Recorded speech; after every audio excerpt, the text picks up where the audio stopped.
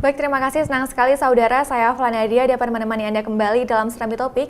Seperti biasa untuk membahas isu hangat dan menarik yang diangkat Harian Serambi Indonesia. Dan untuk hari ini, membahas mengenai isu-isu apa saja yang sebenarnya menarik diangkat oleh Serambi Indonesia pada hari ini. Langsung saja kita perbincangkan bersama dengan Wakil Redaktur Pelaksana sekaligus Koordinator Liputan Harian Serambi Indonesia, Bung Zainal Arifin M. Nur. Kita sapa terlebih dahulu. Assalamualaikum Bung Zainal. Waalaikumsalam warahmatullahi. Bagaimana kabarnya hari ini, Bung? Alhamdulillah baik. Baik, kita membahas mengenai informasi yang memang menarik untuk kita angkat pada hari ini, Bung. Apa saja yang menarik untuk berita hari ini, Bung? Ya, Nana ya, kemarin 2 hari ini ya, 2 hari lalu sampai kemarin itu terjadi 2 aksi teror ya, bisa dikatakan teror benda mirip bom. Jadi bisa dikatakan itu mereka orang-orang memperbincangkan bahwa itu teror bom. Nah, yang pertama itu terjadi pada hari Minggu yang menimpa Vihara Buddha di Lusmawe ya. Itu kan cukup menghebohkan di Lusmawe. Itu disebut dengan bom bata. Nah, kemudian kemarin lagi pada Senin kemarin itu ditemukan lagi. Nah, ini cukup mengagetkan ya, karena sehari sebelumnya pada Minggu sudah menimpa Vihara Buddha. Nah, tiba-tiba pagi kemarin kita dapat laporan dari Birun, ada satu juga benda mencurigakan mirip bom, memang dirakit seperti bom, ditaruh di depan gereja Metodis di Birun. Nah, ini kemudian kan menimbulkan berbagai prediksi, berbagai perbincangan masyarakat. Ada apa dengan benda-benda ini? Ada apa dengan teror ini? Ya, Nana. Sekilas memang kadang-kadang orang menganggap ketika memang seperti kejadian pada Minggu itu kan setelah tim Gegana turun, tim Jibom turun, mereka memeriksa. Setelah kita kan mereka biasa dengan pakaian lengkap segala macam ya, seperti itu prosedur dan ketetapan mereka. Setelah ditemukan ternyata batu bata yang dibalut ya, kemudian ditaruh 2 kabel dan ada 1 hidrolik parabola juga ya, jadi seperti pipa.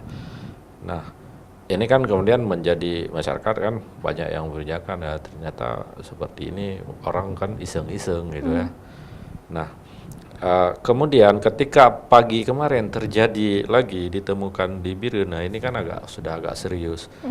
Tapi apakah kemudian bom yang ditemukan di Birun dan di Kota Loksmawe adalah bom yang sama seperti yang kita sebutkan, adalah bom batu bata yang isinya adalah batu bata seperti itu, Bung? Iya, walaupun tidak batu bata dua-duanya, tapi ini kan nggak disebut bom ya, artinya teror.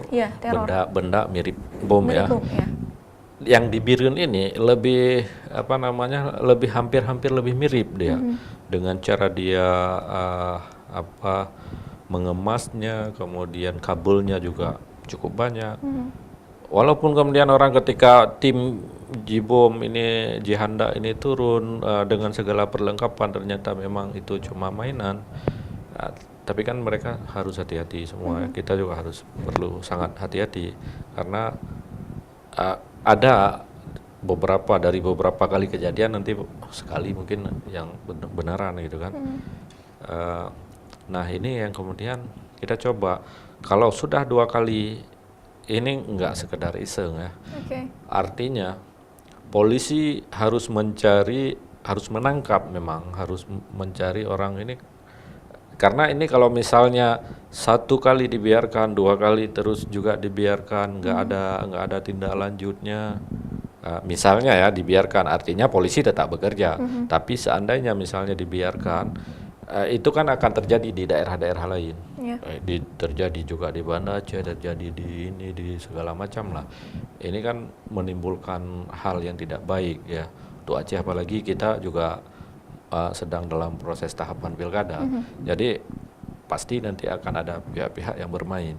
Tapi kemudian Bung, bom yang juga di Loksmawe sejak hari Minggu, kemudian juga kemarin pada hari Senin di Biren, seperti teror yang kita sebutkan seperti itu, bagaimana langkah yang sudah dilakukan oleh pihak kepolisian, Bung, hingga saat ini? Ya, Nana, kita sudah tanya juga ke Polda ya, selain di Polres Lusmawe, kemudian juga Polres Biren, pihak Kapolres Lusmawe sudah mengatakan mereka sudah memeriksa saksi ya, kemarin sudah mulai memeriksa saksi-saksi yang menemukan bom pertama, mereka mencari keterangan bagaimana, dan mereka mengatakan sudah pasti mereka akan mencari, akan mengungkap ini. Nah, kemudian yang di Biren juga, Kapolres juga mengatakan seperti itu. Nah, mereka sedang memburu. Kita karena ini memang akan meluas di seluruh Aceh, selain kan orang juga mengait-ngaitkan karena ini terjadi menimpa vihara dan menimpa gereja. Kemudian ini kan dikait-kaitkan dengan kasus Ahok yang di Jakarta. Nah, kita kan khawatirnya kalau misalnya ini dibiarkan permainan iseng-iseng ini terjadi pembiaran, nanti akan ada yang memanfaatkan untuk mungkin isu pilkada di Aceh gitu kan. Nah, kemudian kita tanya ke Polda juga, bagaimana tim Polda? Katanya sih Polda kemarin sudah menurunkan tim untuk memburu orang-orang yang meneror, melakukan teror seperti ini. Nah, selain dari Polda sendiri, kita juga sudah mencoba menghubungi wakil ketua MPU Aceh, ketua Nahdlatul Ulama Tunku Haji Faisal Ali, meminta pendapat beliau. Nah, ini bagaimana hal ini? Misalnya katakanlah ini mungkin ada protes terhadap Ahok. Kemudian Tunku Faisal Ali mengatakan bahwa kasus Ahok itu adalah bukan kasus antar umat beragama ya. Ini yang perlu digarisbawahi, kata beliau. Ini adalah kasus Ahok menistakan Al-Quran, menistakan umat Islam, bisa katakan seperti itu. Artinya dia pribadi, jangan dilibatkan rasnya, sukunya gitu. Jangan juga dikaitkan dengan agamanya dia. Tapi kemudian jika dikaitkan dengan kejadian 4 November kemarin yang terkait juga dengan Ahok, kemudian juga mungkin ada isu berkaitan juga dengan politik teror ini, Bung, teror bom ini, apakah kemudian memang berkaitan seperti itu dengan teror bom ini berkaitan dengan Ahok dan juga pilkada, menuju pilkada, Bung? Iya. Nah, kita tanya ke polisi apa motifnya. Kata polisi polisi bilang kita belum tahu karena belum tertangkap orangnya. Mereka sedang selidiki. Polisi tidak mau memprediksi ya, menduga-duga. Dia bilang kita harus tangkap.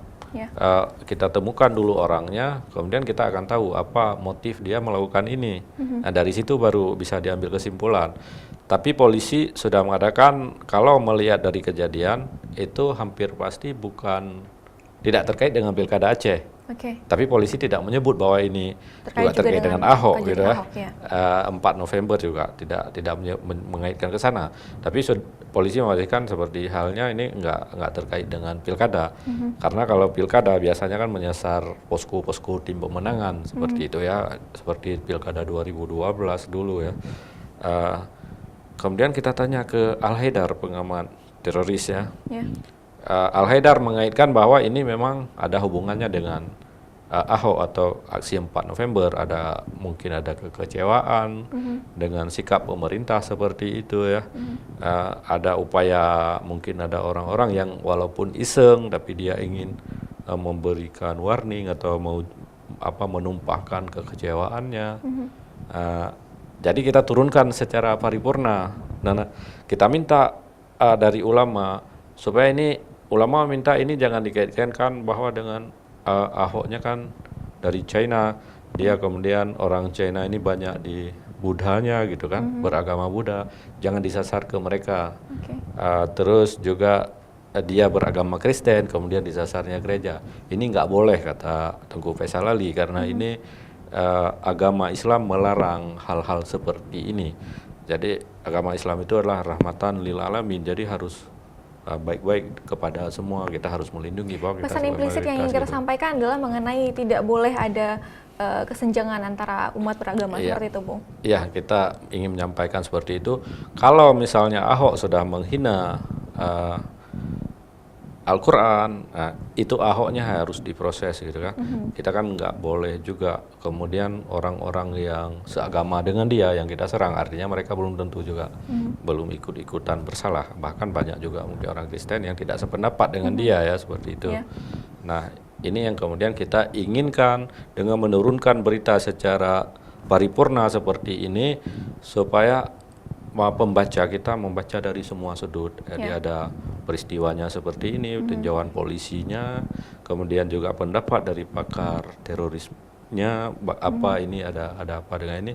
Kemudian kita imbau dengan memakai dengan imbauan dari ulama supaya tercipta pilkada Aceh yang damai ya. Karena ini kejadian di Jakarta, kemudian Ahok, jangan sampai membuat pilkada Aceh juga kacau.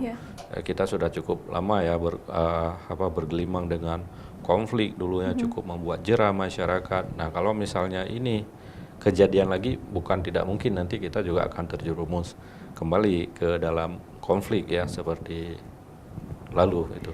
Iya, kita juga masih akan terus menantikan informasi lanjutan mengenai mungkin informasi nantinya yang akan terus diburu oleh tim dari Serambi Indonesia mengenai teror bom ini, bagaimana pelakunya dan apa motif dibalik teror bom ini, Bung. Terima kasih Bung Zainal untuk waktunya hari ini. Saudara, demikian perbincangan kita dalam Serambi Topik, kembali ke studio.